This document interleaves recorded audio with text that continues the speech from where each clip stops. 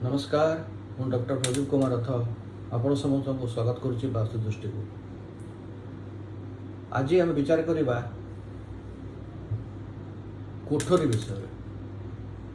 घरे जो कोठरी गुड़ाक आप तैयारी करते रोसई पूजापाई शोवाई बसवाई से सब किसी प्रभाव न था। प्रभाव केतबेले हुए जितेबाला से कोठरी कौन से क्रिया करा जाए, जमती कि रोसई घरे रोसई क्रिया, पूजा घरे पूजा क्रिया, शोवा घरे शोवा क्रिया, सेतबेले तार धर्म और गुण प्रस्फुटित हुए और प्रभाव पकाए। सेतबेले से गुण धर्म जदि से दिगर गुण धर्म संगे समान थाए ताहले आपन को भल प्रभाव पकेबो, नहले आपन को खराब प्रभाव पकेबो।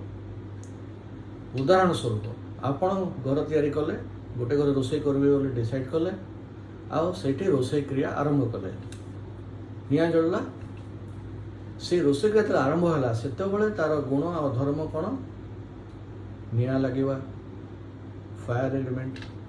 सेटा जदि आप अग्निकोण न साउथ ईस्ट न जार कि गुणधर्म से ताहले आपण को समस्या निश्चय दब। आदि से कोण अग्निकोण रोसई घर ताहले आपण को समस्या दबनी, आपण को भल स्थिति प्रदान कर।